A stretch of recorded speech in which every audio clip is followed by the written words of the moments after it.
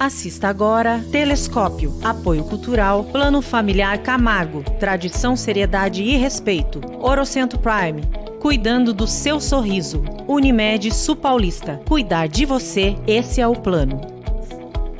Olá, seja muito bem-vindo ao Telescópio de hoje, desta segunda-feira, dia 15 de novembro de 2021. Nós estamos aqui juntos trazendo para você um programa inédito, mas hoje um programa que não é ao vivo, né? Nós gravamos nessa última quinta-feira esse programa especial aqui para trazer para você, falando justamente durante esse dia de hoje, esse dia de 15 de novembro, dia da proclamação da República aqui do Brasil. Por ser feriado, nós trazemos então um programa inédito, no entanto, não é ao vivo. Mas você que está acompanhando com a gente, pode sempre participar, porque o papo hoje vai ser muito legal. Nós conversaremos hoje com os idealizadores do projeto Ecopatas, a Cindy Maia e a Kátia Almeida, que eles vão falar um pouquinho sobre esse projeto que pensa muito nos nossos animais. E também nós vamos conversar com o arquiteto Álvaro Lima Castro para comentar um pouquinho sobre a arquitetura de Itapetininga e também sobre um assunto que é sempre recorrente aqui no Telescópio, que são os nossos casarões. Então, fique ligado aqui junto com a gente. Você sabe, o Telescópio é um oferecimento do Plano Familiar Camargo, que é a tradição, seriedade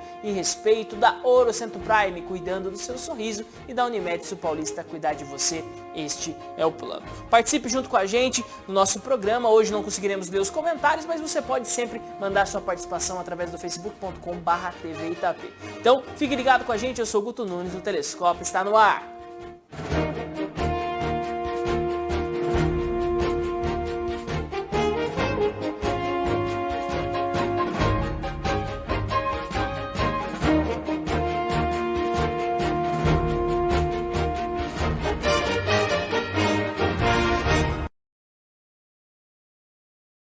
No ar, Telescópio começando, seja bem-vindo, você conectado pelo canal 8 da NET, 8 na Vivo Fibra e 37 na Fly Connect. Nós estamos juntos levando para você um pouco de Itapetininga, um pouco de boas entrevistas, assuntos nacionais, estaduais e também aqui da nossa cidade. Você é convidado a estar ligado com a gente também através das redes sociais, seja Facebook, Instagram ou YouTube. Nós estamos transmitindo para você também esse programa, onde você pode curtir, compartilhar e também participar sempre aqui junto com a gente. Não esqueça de entrar na nossa página lá no Facebook, porque todas as notícias que são vinculadas aqui de Itapetininga, as notícias mais importantes, nós postamos lá também. Então você pode ficar sempre muito bem informado também através da nossa página, que é o facebook.com/TV Itapê. E já começando o programa de hoje, como nós não temos aqui os dados da vacinação de hoje, mas que estarão lá no nosso Facebook, nós já iniciamos a nossa entrevista aqui, conversando hoje com uma figura aqui da nossa cidade, né? O arquiteto Álvaro Lima Castro vai falar um pouquinho pra gente aqui a respeito de diversos assuntos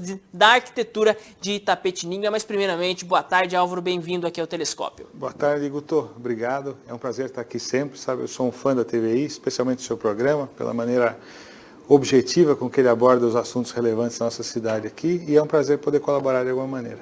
Muito bem, vamos lá, Álvaro. Primeiro, falando um pouquinho da arquitetura, né? De uma maneira geral, quando se pensa em arquitetura, se pensa, vamos dizer assim, na questão da beleza. Mas eu sei que a arquitetura ela tem outras questões também, né? A própria funcionalidade, se pensar, vamos dizer assim, no aproveitamento dos espaços. Para tudo isso é sempre importante ter esse olhar do arquiteto, né? Para utilizar bem, para gerar a melhor qualidade de vida possível dentro de uma casa, né? É isso aí, Guto. A arquitetura ela trata do ambiente construído de um modo geral. A beleza, eu acho que é fundamental, é muito importante para um bom projeto arquitetônico. Então, às vezes a gente ouve falar, não, o mais importante da arquitetura é a funcionalidade. E eu acho que a gente tem às vezes um pouco de vergonha de falar que a beleza é importante, como se isso fosse uma coisa fútil, mas não é, porque isso eu acho que é fundamental para trazer qualidade de vida para a gente. Então, nós estamos cercados do ambiente construído, e estar no ambiente agradável é fundamental para que a gente desenvolva bem as atividades que a gente desenvolve, porque afinal a casa da gente, o escritório, o ambiente de trabalho é o cenário onde a nossa vida acontece. E essa arquitetura, ela traz uma mensagem para nós, em termos de iluminação, em termos de limpeza, em termos de... E falando em termos de estética, elevando o nosso espírito mesmo para coisas melhores, né?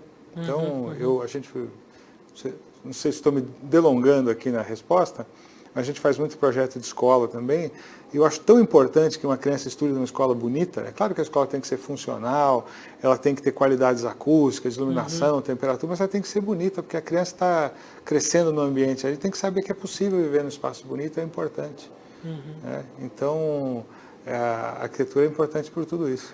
Muito bem, né? Você citou aqui, já foi entrevistado aqui também, falando justamente a respeito da questão escolar, mas de um outro prisma, né? Mas a questão arquitetônica das escolas, ela também faz parte, vamos dizer assim, do cenário onde vai acontecer o aprendizado, né? E isso tem importância também na forma que essa criança ela vai absorver e vai transformar isso dentro dela, né?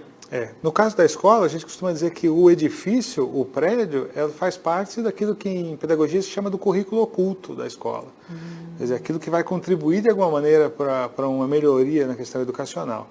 Isso é transportar isso para qualquer outro ambiente ou qualquer outra situação da vida. A arquitetura também ela nos influencia de uma maneira mais ou menos direta, né?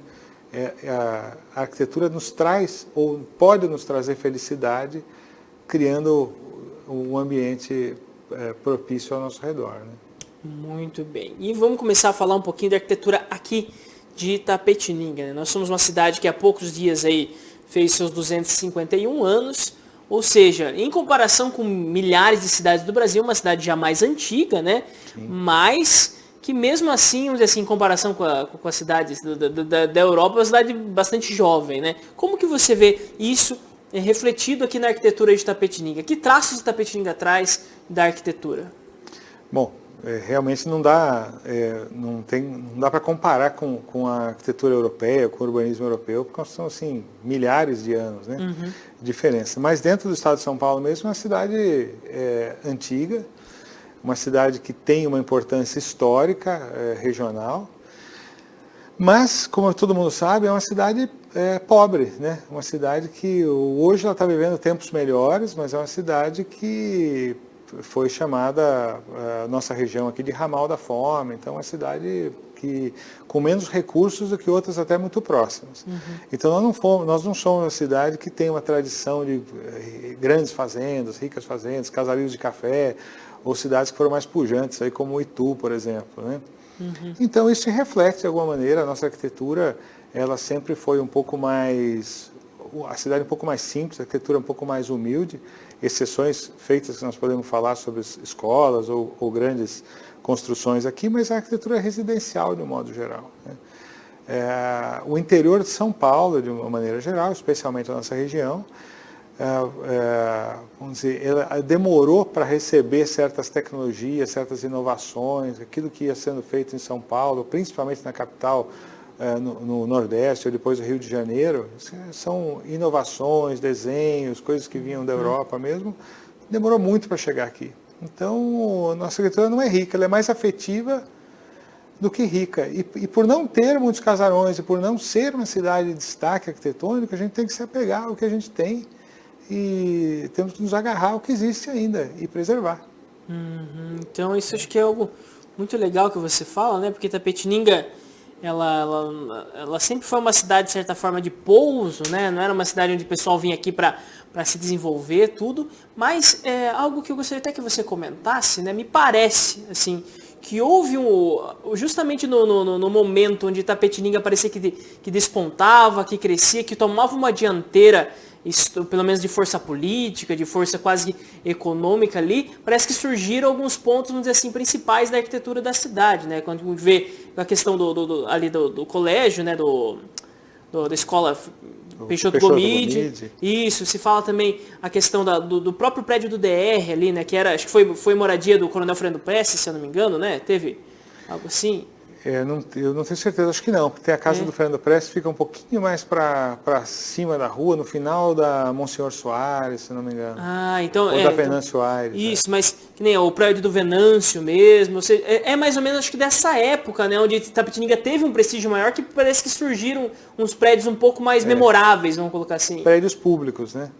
Então você vê que tem essa característica dos prédios públicos que talvez devido à influência política da época, E é natural, quer dizer, quando eu falo que Itapetininga é uma cidade mais pobre, não é diminuindo, em comparação com cidades assim, de ricas fazendas. Eu citei Itu por isso, quer dizer, hoje a gente, até hoje, quem tem esse interesse, tem preservado muitos casarões de fazendas, de plantadores de café, né? Então, coisa que nós não tivemos essa característica, o que não é melhor nem pior, apenas característica da nossa cidade, né? Muito bem. E falando um pouquinho só, antes de entrar ainda na questão dos casarões, né? Que eu acho que já são de uma outra época, mas acho que 2 prédios históricos aqui de Itapetininga, que se fala muito na questão da preservação, eles vêm de uma tecnologia de construção muito antiga e muito difícil de preservar, que é a questão do Centro Cultural aqui da cidade e a Igreja do Rosário também, né, que se tem discutido bastante, né? Ou seja, são 2 marcos tudo, mas são 2 construções de certa forma assim que elas não são feitas para durar tanto, vamos colocar assim? Estou correto? Eu acho que elas, a julgar pelas tantas construções que a gente tem pelo mundo e no Brasil aí, elas podem durar muito mesmo, mas são construções que eu diria que sofreram o impacto da vida urbana que se criou ao redor. Então, eu acho que a gente, quando eu falo que nós temos que nos agarrar nessa arquitetura que ainda existe, eu falo principalmente dessas construções. Agora, isso tem um custo e a gente tem que investir nisso, quer dizer, não é uma solução de improviso, não é uma solução simples, porque são técnicas que os nossos operários, nossos engenheiros já não conhecem mais.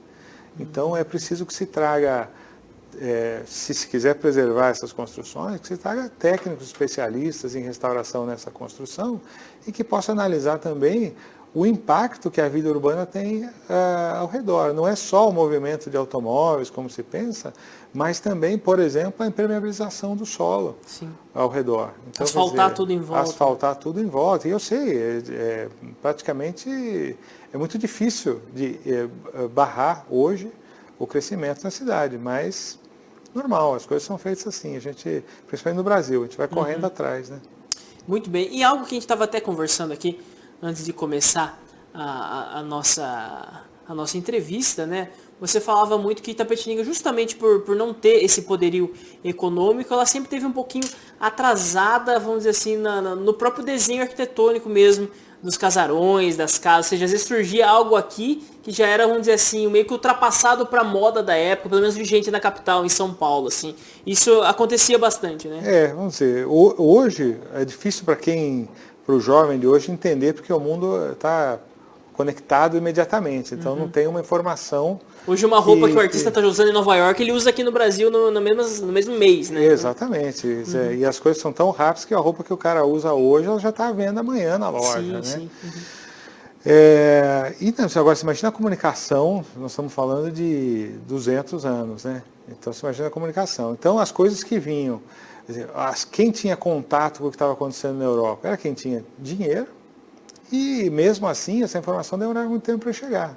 E para a construção, não bastava você ver aquilo que era bonito lá, você precisava ter um técnico, alguém aqui, um operário que soubesse reproduzir aquilo, e alguém que tivesse dinheiro e interesse para financiar aquilo. Então é natural. Então você vê, tem casas hoje antigas e muito bonitas que a gente chama de casarões e gostaria de preservar, que são da década de 20, 26, 27, até 30, e nessa época o Ministério da Educação no Rio de Janeiro já tinha sido construído pelo Le Corbusier como marco, inauguração da arquitetura moderna no Brasil e um dos primeiros do mundo. A Semana de Arte Moderna já tinha acontecido em São Paulo. Então o mundo estava vivendo um outro ritmo e nós estávamos construindo aqueles casarões artesanais e tal. Então eles têm menos valor arquitetônico, considerando a história da arquitetura, do que afetivo. O que não quer dizer que eles são menos importantes, eles têm que ser preservados e muito como valor afetivo, porque se isso não tem um impacto na história da arquitetura, ele tem um impacto na vizinhança de quem cresceu olhando aquele casarão e passando por aquela rua, e a gente não pode abandonar isso, né? Muito bem. E Álvaro, falando um pouquinho desses casarões aqui de Itapetininga, então, né? Quais são as principais dificuldades hoje que você vê para realizar, vamos dizer assim, para se manter tudo isso, para a preservação deles? O que mais joga contra a manutenção desses casarões aqui da cidade? Olha, uma boa pergunta. Porque é uma coisa que as pessoas criticam e estão sempre pensando. pense o custo que tem uma construção nova, que você construiu há 5 anos, 10 anos, e tem que manter. Já é caro. Você vira e mexe, está reclamando, pô, tem que pintar a casa de novo, olha o custo que é isso. Agora, você imagina uma casa que tem 100, 150 anos, com uma outra tecnologia que a gente não domina, com madeiramento, telhas muito antigas. Então, existe um custo muito alto de se colocar essa casa, restaurar isso que existe e se manter. Até a questão da telha mesmo, né? Vai que era num outro formato tudo. Aí quebra aquela telha, você não pode ir numa loja de material qualquer e comprar. Você tem que procurar. Ou confeccionar uma telha artesanalmente para suprir aquela que não existe mais. E quando a gente fala em restauro, e eu não sou um especialista em arquitetura histórica ou restauro, mas é importante que você mantenha as características da construção original. É claro que eu defendo assim, que as construções têm que ser utilizadas. Então, isso é o que as mantém vivas e preservadas também. Para isso, muitas vezes, é necessário que haja algum tipo de intervenção. Há algum impacto pelo uso moderno ou contemporâneo dessa construção. Só que é preciso que seja discutido para que, entre os profissionais, sejam arquitetos, engenheiros, historiadores, para que isso não impacte de forma negativa aquela construção, mas que possa permitir que ela seja usada, como, por exemplo, a questão da acessibilidade. Então, as construções antigas todas têm porão, elas são mais altas do que a rua, então a maioria delas tem escada. Como é que nenhuma delas tem rampa para você entrar com uma cadeira de roda. Tem rampa, e as rampas os banheiros não necessárias, são adaptados. Como você vai tornar essa construção utilizável hoje se você não tiver uma interferência? Agora, que tipo de interferência eu posso fazer sem descaracterizar essa obra? Esse é um assunto para um especialista. É muito mais barato contratar um especialista do que fazer de qualquer jeito e perder aquele monumento arquitetônico. Olha, então essas são muitas, né? E outra que também hoje em dia, né, para uma pessoa, se ele quer, eu quero usar então esse casarão, eu quero fazer uma pousada para o pessoal poder experimentar, ele vai precisar de um laudo do bombeiro, ou seja, vai precisar passar todo o sistema de incêndio dentro do local. São várias questões, né? A fiação muitas vezes precisa se trocar toda, entendeu? Para funcionar. A questão dos forros, madeira, algumas madeiras elas reagem, com o tempo vai tendo alguns problemas, tudo. Sim. Então, assim, é um tratamento mesmo que joga sobre a pessoa que é o proprietário do lugar, vamos dizer assim, um custo muito grande que ela tem que estar, vamos dizer assim, ela tem que ter as posses e tem que ter muita vontade de manter aquele casarão mesmo, né? Exatamente. Não é uma solução fácil, então não se deve condenar um proprietário por ele não estar mantendo, porque realmente não é fácil, não tem uma solução simples. É claro, como você citou, na Europa existe uma cultura para isso, as pessoas todas sabem o que fazer, como fazer, qual o caminho. Eu pessoalmente acho que aqui é preferível haver uma intervenção numa obra histórica e mantê-la em uso, portanto viva, do que, por exemplo, gastar-se para se restaurar perfeitamente e você não poder usar para um prédio público, porque ela vai se degradar de novo se não tiver um interesse econômico que mantenha essa obra. Agora, que intervenção é possível fazer, é preciso estudar caso a caso. E isso, vamos dizer assim, caberia, a seu ver, assim, aos entes públicos, né? Ou seja, federação, estado e município, olhar para esses locais e, de certa forma, tentar auxiliar os donos a manter essas características, a contar a história da cidade através da arquitetura também? Sem dúvida. Eu acho que deixar isso na mão do proprietário é injusto, porque, como você falou, o custo é muito alto. Eu acho que cabe ao Estado colaborar, porque é o que mantém a cultura. É uma das coisas que mantém a nossa cultura viva, principalmente a nível regional. Quando eu falo que é interessante que tenha um uso econômico, que se possa utilizar de alguma maneira o prédio, e, portanto, abrir certas concessões inteligentes e programadas nessa arquitetura, é porque eu sei que também não é fácil para o Estado fazer essa manutenção, que existem outras prioridades e que, infelizmente, nós vivemos num mundo em que a cultura não é prioridade, e não é priorizada. Então, acho que a gente tem que pensar juntos alternativas para que isso aconteça e que o Estado possa suprir. Mas eu acho que cabe, sim, ao Estado e não basta eximir o proprietário de certos impostos ou certas coisas, porque isso não basta para manter uma casa de Só não pagar IPTU não resolve. É, muito pouco. E também, Álvaro, falando um pouquinho, é algo também que a gente estava conversando, né, que por justamente Itapetininga, ou seja, não ter essa posse, ela não estava simplesmente atrás da escola arquitetônica da época, né? Sim. Mas também da questão dos materiais, do acesso aos materiais, ou seja, um casarão da mesma forma, que tinha o mesmo projeto, muitas vezes ele era feito em alguns locais com materiais mais duráveis, materiais de maior qualidade do que alguns aqui de Itapetininga, né? Sem dúvida, sem dúvida. Isso é um retrato da nossa história que a gente tem que olhar para ele, honrar e entender isso, né? Os materiais, a mão de obra, então quando você tem menos técnicos, menos imigrantes especializados que vieram em determinada época da Itália, principalmente, menos artesãos e menos materiais, como você falou. Então é claro que a gente acaba construindo uma coisa que é um retrato, uma cópia. E vamos falar a verdade, isso acontece hoje ainda, né? Então a gente, aí não é uma questão de Itapetininga mais, porque isso saiu do âmbito regional, mas a gente olha aquilo que está na Europa ou nos Estados Unidos e não precisa, através desses softwares de imagens, Instagram, Pinterest, e é comum falar, eu quero construir igual. Mas só que uma obra daquela custou 10 milhões e eu tenho 300 mil para construir. Então, o que eu posso copiar daquilo para ficar igual? Isso é a mesma coisa, continua igualzinho. Muito claro, bem, acho que é algo que até, para ilustrar isso, né? Eu estive numa igreja, se eu não me engano, em Agudos, tem um seminário lá muito grande, lá, dos franciscanos, né? E eu entrei na igreja, a igreja era muito bonita, o chão era muito bonito, assim, o piso era muito bonito.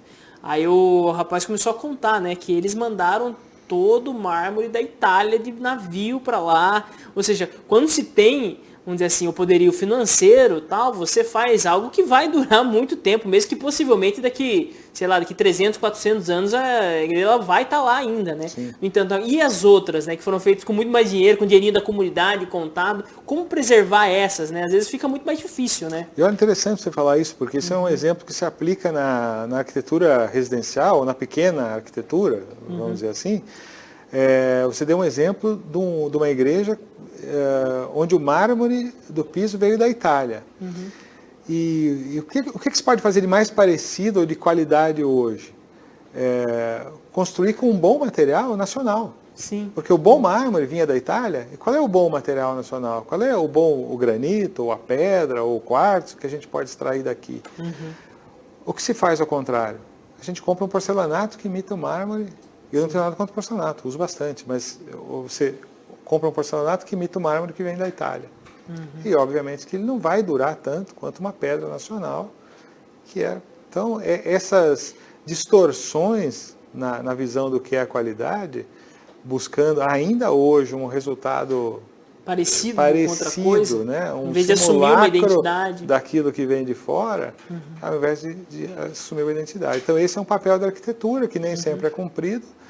A gente usar o nosso produto, ter uma identidade cultural forte, não é só na arquitetura, qualquer manifestação artística acontece isso, e às vezes tem aqueles que estão defendendo essa nacionalização, ou não é nem esse fortalecimento da identidade nacional, e tem espaço para aqueles que estão atendendo as necessidades básicas do cliente, copiando aquilo que vem de fora. Né? Muito bem. Aqui no Brasil acho que a gente tem poucas, vamos dizer assim, poucas amostras disso, mas em outros países é muito comum de que exista, vamos dizer assim, pelo menos para os bairros, às vezes não para a cidade toda, mas para os bairros alguma linha arquitetônica, alguma harmonia entre as casas, né? É possível, primeiro, né? Em Itapetininga eu acredito que não exista, né? Ou seja, cada um faz do jeito que gostaria, né? Mas seria possível se pensar para o futuro, ou às vezes pelo menos em um bairro se ter algo desse tipo aqui? É algo importante? É interessante que no Itapetininga e em muitos lugares, a maioria dos lugares não existe essa exigência de uma normatização do que vai ser construído, e no entanto as casas estão saindo todas iguais, né? Acho que quase que é obrigado. O que é um absurdo, vai né? acontecendo durante o tempo, né? O que é uma vergonha, né? Até. Então, eu vejo, ouvindo falar, lendo e vendo, quer dizer, tem cidades da Europa, e eu acho que muitas, em que o seu projeto arquitetônico passa por uma comissão que vai avaliar aquele projeto, feito por engenheiros, arquitetos, historiadores, que vão dizer, não, essa construção é adequada, porque não pode descaracterizar a cidade. Sim. Você pega Paris, mas você vê qualquer... Você tem uma altura, um gabarito máximo, as alturas, né? Conforme o bairro que você tem em Londres mesmo, você tem que respeitar, você tem que submeter o seu projeto, não só a questão de salubridade, como acontece conosco, ou para que se possa cobrar o imposto devido, mas também para ver se existe uma identidade cultural. É claro que aqui é um país muito mais novo, não existe também essa identidade cultural que precisa ser preservada, quer dizer, não tem porquê. Se eu criar as cidades que tem aqui no Brasil são cidades que têm muita imigração muito forte, né? Ou seja, uma cidade que colocou um estilo português, um estilo holandês, ou estilo alemão, ou seja, não é um estilo brasileiro de construção, né? Eu acredito que, eu estou supondo, mas, por exemplo, Itu, que tem um centro histórico muito preservado, e hoje eu sei que a prefeitura faz um trabalho muito importante em termos de urbanização lá, atualmente. Quer dizer, eu acredito que lá possa e faz sentido você exigir uma normatização para a construção, para que você não venha ferir aquilo, porque, de certa maneira, além de você denegrir a cultura local, você também impacta negativamente a economia da cidade, porque as pessoas vão para lá para ver aquilo. Então, se você estragar aquilo, você vai perder turista e, com isso, vai perder uma grande parte da receita de comércio, né? Muito legal. Eu lembro de onde...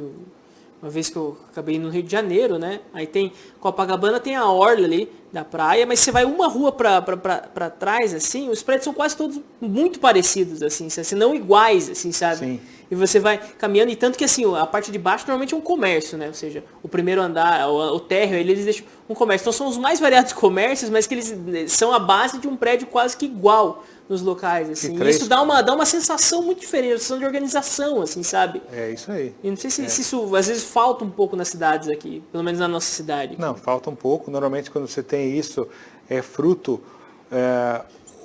ou de um empreendimento fechado, daí é uma coisa elitista, ele não tem impacto nas cidades, o condomínio ele tem umas regras. Então isso para nós não quer dizer, não importa. Ninguém vive no condomínio, exatamente, né? Só dorme lá. Na cidade, exatamente. Ou são coisas antigas, porque hoje o poder econômico impede, né, que você faça, que você crie essas limitações. O terreno é muito caro. E não existe um planejamento que fala, vamos fazer de uma maneira que seja bom para todo mundo, porque a cidade, ela é para todos, né? Eu participei alguns anos, acho que faz uns 10 anos já, participamos de um concurso no escritório para ampliação da sede do BNDES no Rio de Janeiro. Tinha um edital muito interessante e me chamou muita atenção, eu guardei aquilo. Então, entre as exigências do edital, uma é que a partir da rua X, que eu não lembro, quando você entrasse no complexo do BNDES, você não poderia perder a vista da igreja de São Francisco, que fica atrás. Então, e também não poderia, a construção não poderia ser maior do que a altura da torre de São Francisco, mesmo sob determinadas posições. Então, preservando, por exemplo, aquele monumento histórico e não diminuindo, que as pessoas vão ao Rio para ver isso também, né? Então, achei muito interessante como... agora é um prédio público e por isso dá o luxo de fazer essa exigência. Que depois vai passar por licitação, tem toda outra questão, né? Exatamente. E era um concurso, né? Então tinha centenas, era um prédio muito importante e concorrentes do mundo inteiro para fazer o prédio, né? Muito legal. E também, falando um pouquinho agora aqui, né? Eu sei que você com o seu escritório de arquitetura aqui em Itapetininga, no momento não mais, né? Agora você está aqui perto da TV, né? Aqui pertinho, mas você durante um tempo, você esteve num casarão de Itapetininga, Sim. Vamos dizer assim, né? O que você elencaria como assim, como uma parte boa de montar um escritório dentro de um desses casarões? E o que você colocaria como uma parte ruim, a parte que dava um pouco de dor de cabeça de ser nesses locais? Não, a parte boa é você sentir um pouco, vivenciar aquilo que era ter morado em Itapetininga há 100 anos. Lembrando que, como a gente já falou, são poucos os casarões, é uma construção de elite, vamos dizer assim. Não era não é como Itapetiningano vivia 100 anos, né? Mas era uma opção de se viver há 100 anos.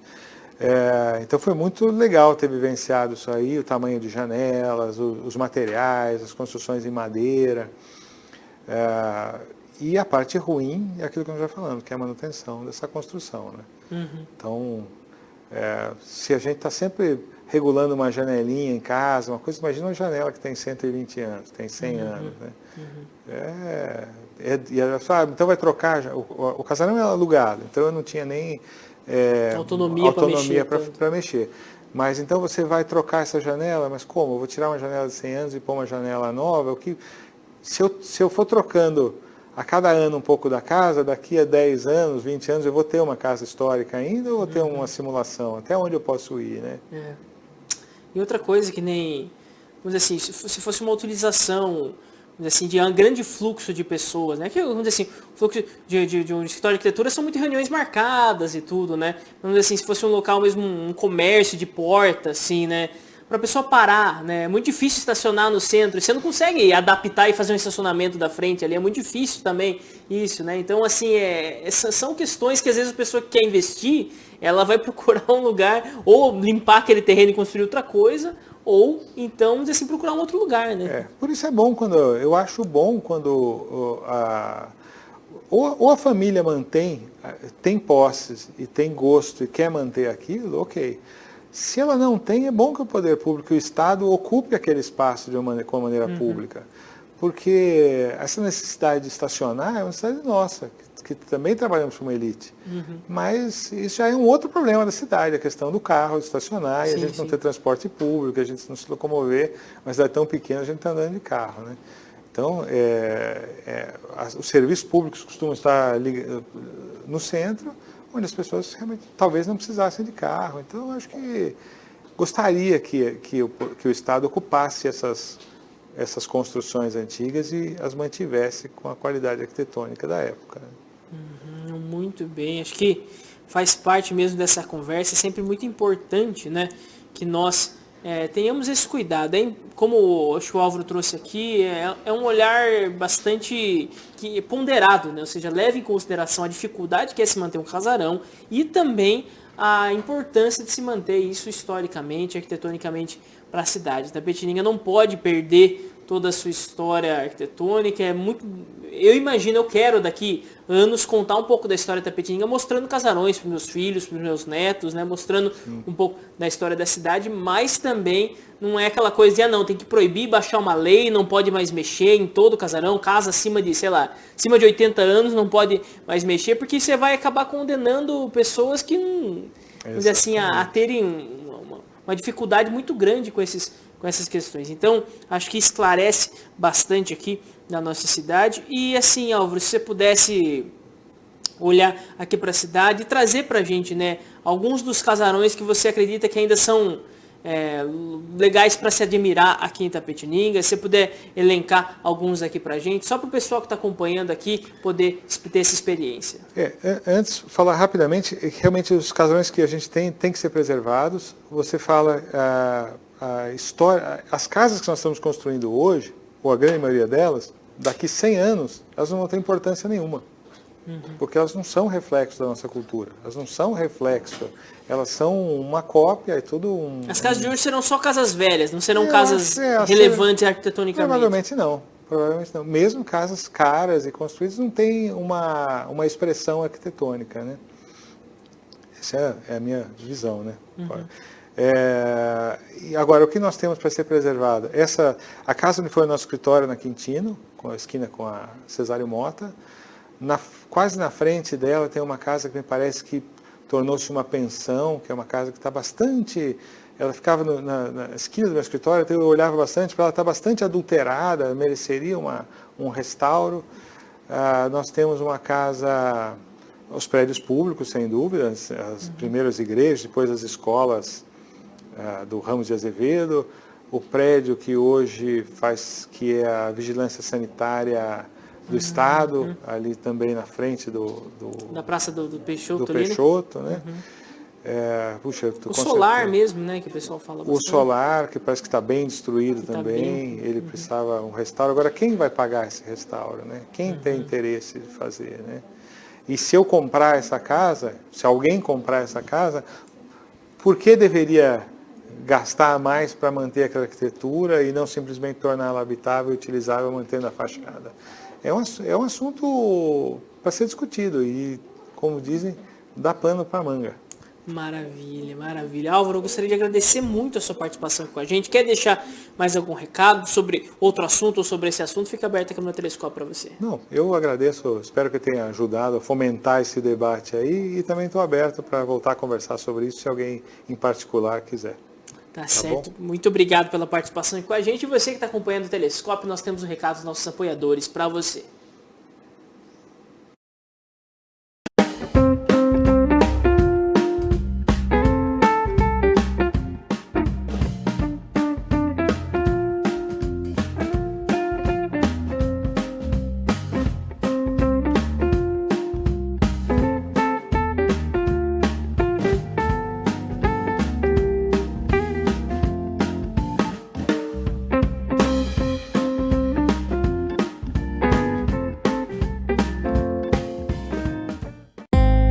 Desde 1993, a Orocento Prime está em Itapetininga oferecendo o melhor em tratamentos odontológicos e estéticos. Ao longo desses anos, evoluímos e unimos a melhor tecnologia, os melhores profissionais e o melhor atendimento para proporcionar o que é mais importante: qualidade de vida. Hoje, contamos com profissionais especialistas em todas as áreas da odontologia e estética. Somos a maior clínica da região, com amplo estacionamento e acesso rápido pelas principais vias da cidade.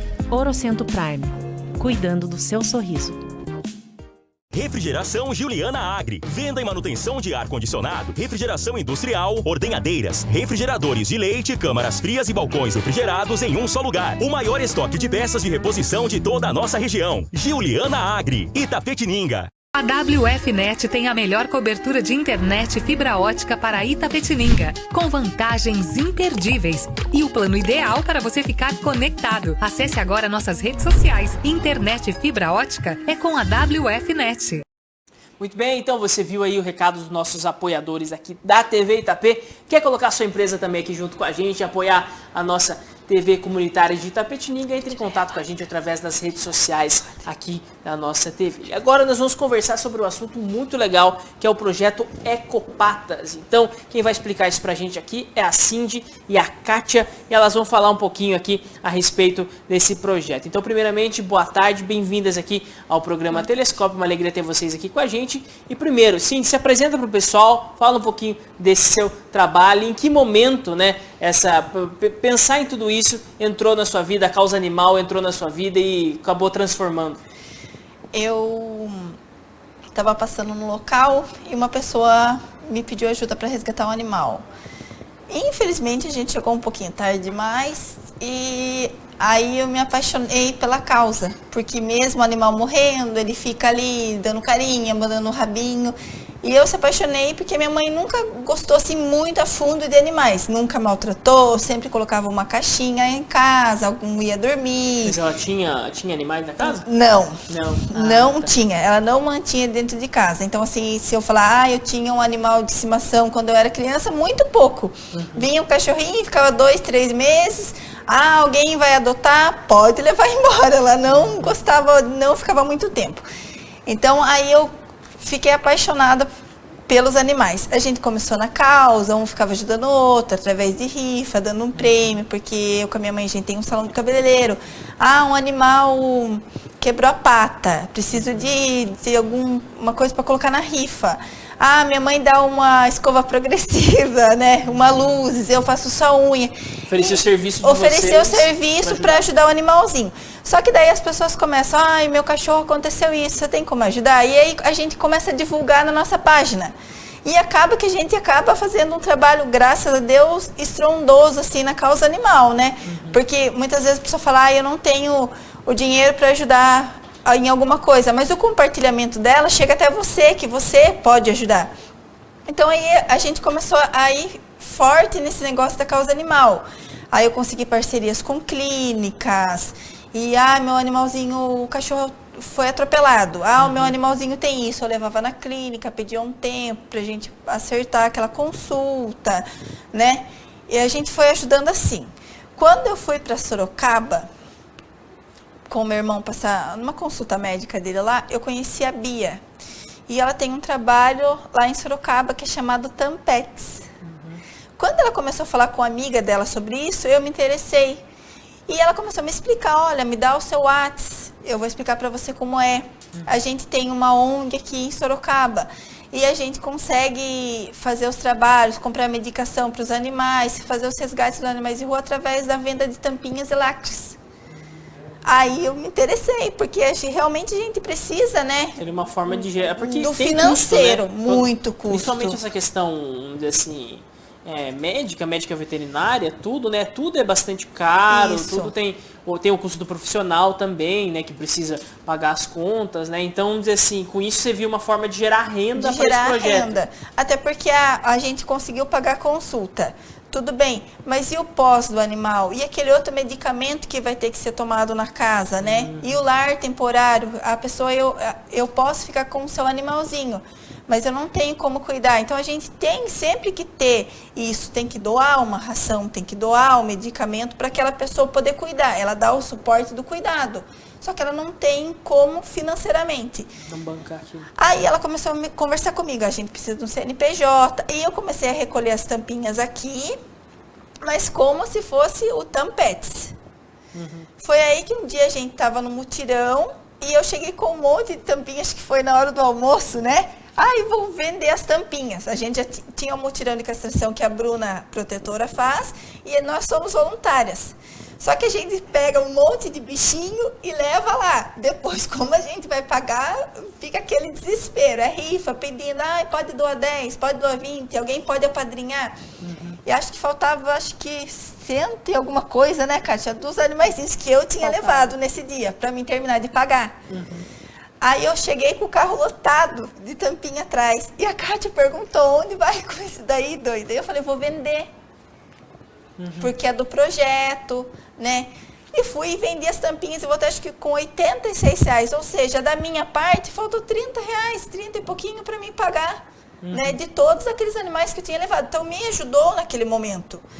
Aí a Kátia se interessou. E aí a gente sentou e conversou. Falei, olha, esse projeto eu já estava levando, acho que há um bom tempo, né? Sim. Mas não tinha tanta divulgação.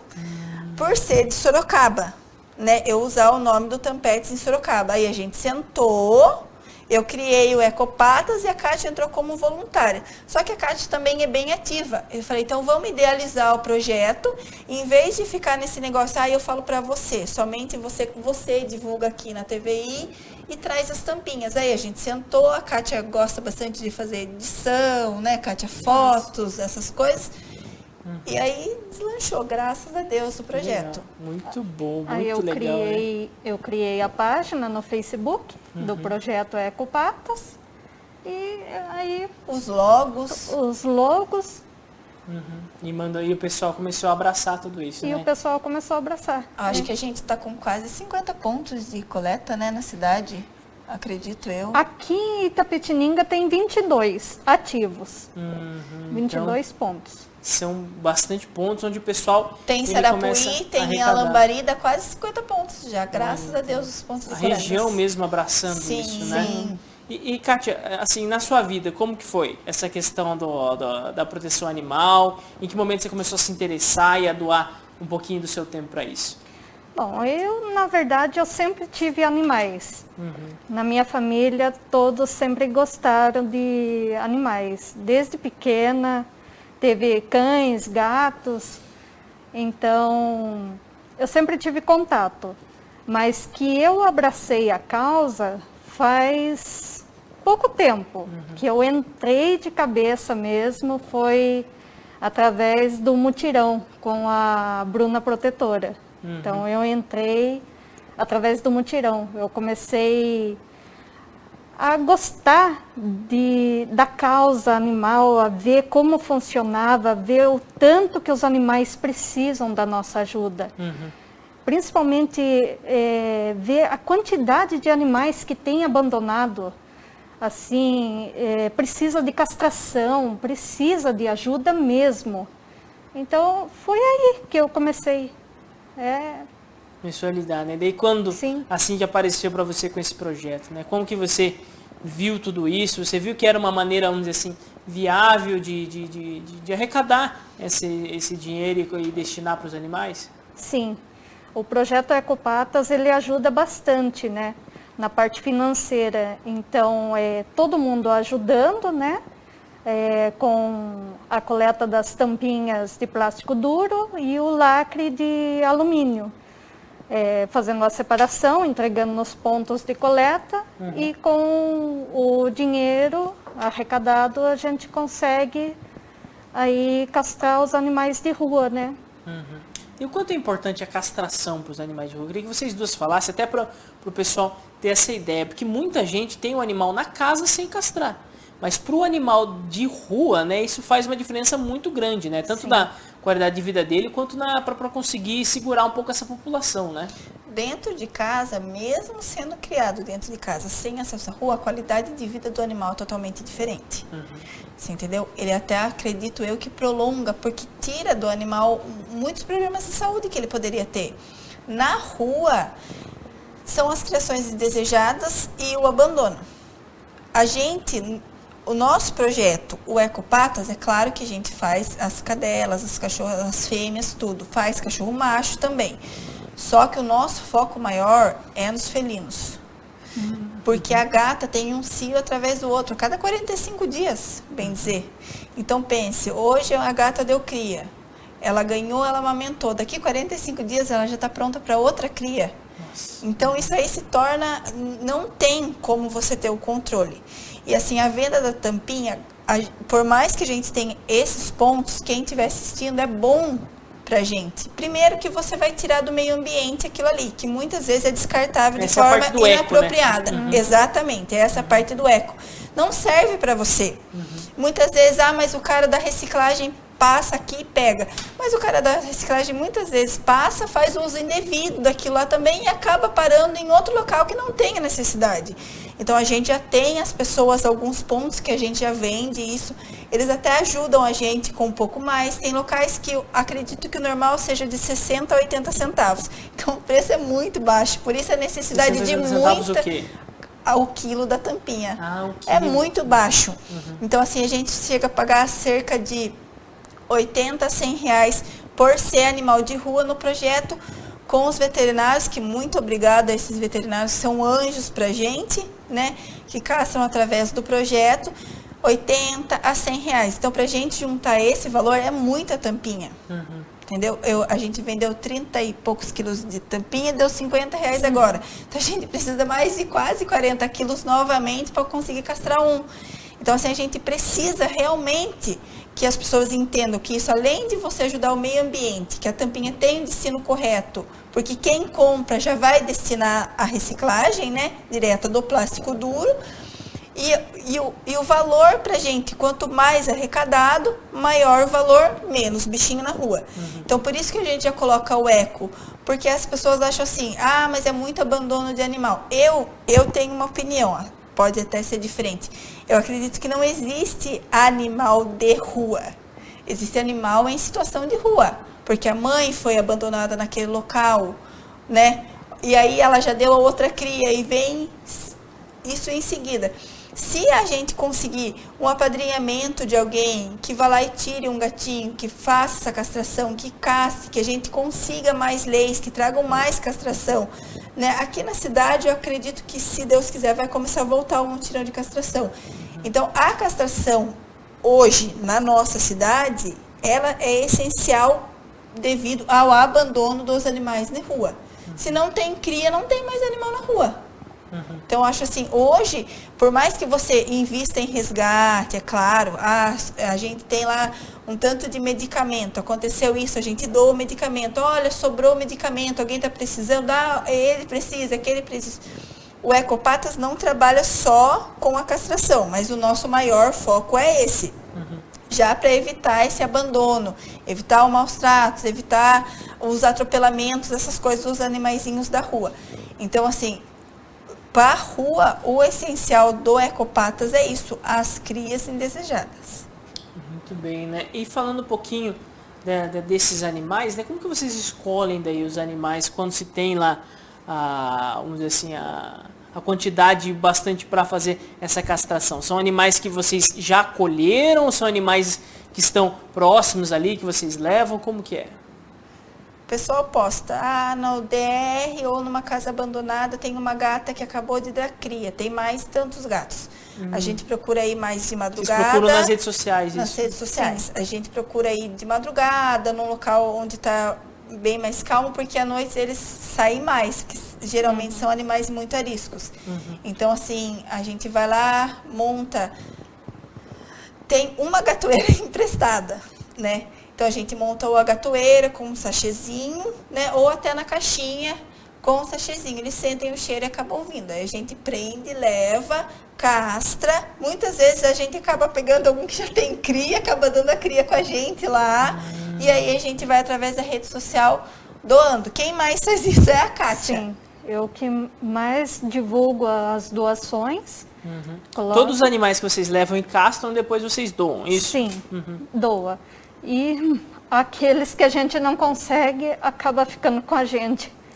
Mas a Geralmente maioria... apresenta o fififelve, algum animal que está Sim. com algum problema. Daí a gente É. não faz a doação. Sim, mas a maioria, graças a Deus, a gente consegue adotantes. E vocês têm um lar para esses animais ou é na casa pessoal de vocês mesmo? Na casa pessoal. É. Vocês estão com quantos animais hoje? Eu tô com 9 gatos e 3 cachorros. E vocês? Eu tô com 6 cães em casa e no momento 4 gatos. Mas na chácara da minha família a gente tá com 16 cães e cerca de 20, não sei quantos mais gatos. Então então- é muito animal. É bastante. Então um ainda número falta muito gente grande. para adotar ainda. Falta gente para adotar ainda. Muito bem. E quem que estiver assistindo aqui com a gente, né? Vocês têm um momento correto ou hoje o pessoal pode entrar lá e ver, gostaria de adotar, e vocês mandam já para eles já A qualquer os momento, animais, não como tem que é? nada certo. E quem quiser também ajudar arrecadando essas tampinhas, tudo. No como que ele projeto pode fazer? Ecopatas tem o meu número pessoal, tem o número da Kátia Tem. e também tem o local das coletas. Muitas vezes a gente tem bastante no Jardim Fogaça, na Vila Rio Branco, a gente pede pro pessoal entrar, porque às vezes é mais fácil que sempre tem um próximo à sua casa. A gente está indo em todos os comércios de cada bairro buscando essa parceria já por isso. Porque a Kátia mora um pouco mais distante, Sim. né, da cidade, então às vezes a pessoa quer doar diretamente para a Kátia, mas não tem onde. Aí a Kátia já indica um ponto para a pessoa estar Sim. doando. O ponto mais próximo da pessoa, daí eu indico para a pessoa, né? E o pessoal tá abraçando? Tem entrado bastante doação? Como que tá? Tem. A gente sim. acabou de buscar na Agrícola São Roque também. Tem bastante tampinha no carro agora para ser vendido. Então, esses R$50 que a gente conseguiu foi do pessoal que doou, foi do Júlio Cão, né? Do Júlio Júlio Cão. Cão, na Casa de Ração Júlio Cão e no Autopeças, como que era? Autopeças Andrezão, né? Andrezão, Autopeças, ali na Vila Carolina. Andrezão. Então, a E gente da- passou daquele lado, recolheu de lá semana passada e fez a venda. Da Farmonte Santo e da... No Monte Santo também, que é Sim, interessante arrecada falar. bastante. Arrecada bastante Arrecada lá bastante também. tampinha. O pessoal lá colabora bastante. E aí a gente é o que tem todo mundo rifa usa, né? também. Tem a rifa, E as também tem outras rifas. maneiras. Até tem uma rifa em andamento. O mês passado, acho que foram quantas castrações? 4 castrações? 4. 4 castrações. Deu um valorzinho bom. Se a E gente tem for. gatinhos disponíveis para adoções. Está lá na minha página. Muito legal. Então nós vemos aqui que é algo que muitas vezes acaba tomando bastante do tempo de vocês, né? Mas é um trabalho que tem dado resultado, o pessoal está abraçando e que sirva mesmo, né? Esse dia de hoje, esse momento aqui dentro do telescópio, para que mais pessoas conheçam e ajudem da forma que puderem ajudar esse projeto. É o projeto Ecopatas, esse projeto tão legal que acontece aqui em Itapetininga e que traz a melhor qualidade de vida para os animais e tenta, né, ajudar nessa questão que é bastante ampla, né, que é a questão dos animais que estão nas nossas ruas aqui da cidade. Gostaria de agradecer muito a participação de vocês. Quer deixar algum recado final? Tem mais alguma informação para passar para o pessoal, Cíntia? Que o pessoal possa abraçar mais essa causa, né? Entra na página, entra no pessoal da gente, a gente tem bastante informações. Às vezes a própria pessoa que está assistindo está precisando de uma ajuda, de uma informação, né? Para um bichinho, quer adotar. Então, assim, é muito legal sempre você procurar isso, porque também a causa animal não é só a causa animal, também é saúde pública, né? A gente tem a necessidade de tentar tirar o máximo de animais da rua, né? Também. pelo próprio bem-estar da população também, né? Não é legal você sair com seu filhinho, o gatinho morto, atropelado, um cachorrinho, né? Fezes. Então tem muita coisa assim que a pessoa tem que ver, sentar com o protetor, conversar, né? Ter mais ideias, porque às vezes a pessoa acha que a proteção animal é só você dar água e ração para o animal, e não é, vai muito além disso, né? Muito bem. E também, Kátia, quer deixar mais algum recado pro pessoal? Eu quero agradecer a todos que sempre estão ajudando, levando as tampinhas nos pontos de coleta, as pessoas que ajudam doando para as rifas que a gente faz, porque são muito parceiros mesmo. Até eu estou usando a máscara de uma pessoa que sempre me ajuda, a Laura. Todos. Os que compram as rifas, aos que compram as rifas, aos padrinhos de castrações. E agradecer ao meu marido também, que sempre me ajuda nas arrecadações. E os maridos que ajudam, que têm uma paciência com a gente.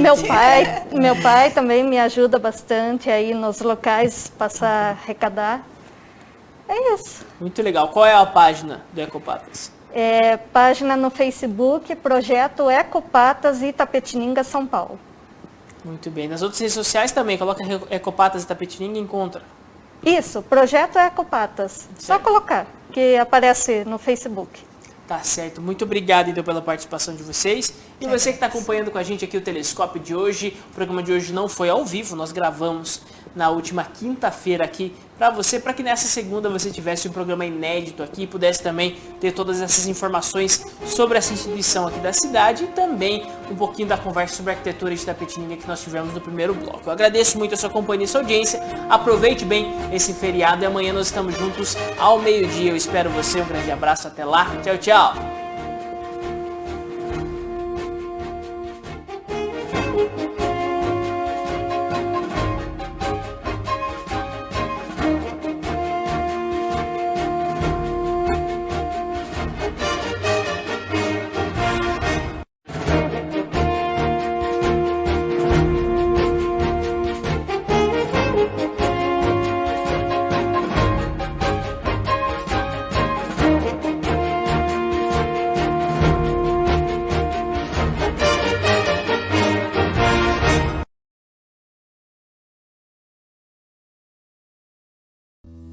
Telescópio. Apoio Cultural, Plano Familiar Camargo, Tradição, Seriedade e Respeito. Orocento Prime, cuidando do seu sorriso. Unimed Sul Paulista, cuidar de você, esse é o plano.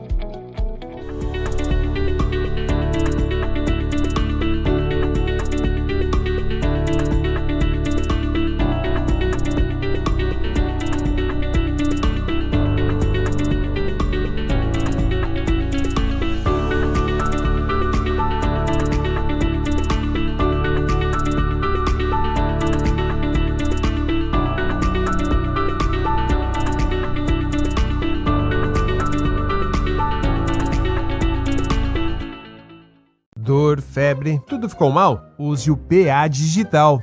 O PA Digital é o pronto atendimento médico da Unimed sem sair de casa. Acesse estaçãounimed.com.br, agende uma consulta e resolva suas queixas de forma rápida e segura, evitando filas e aglomerações. Serviço disponível 24 horas por dia. PA Digital, opção inovadora para seus atendimentos de urgência. Unimed Sul Paulista, cuidar de você.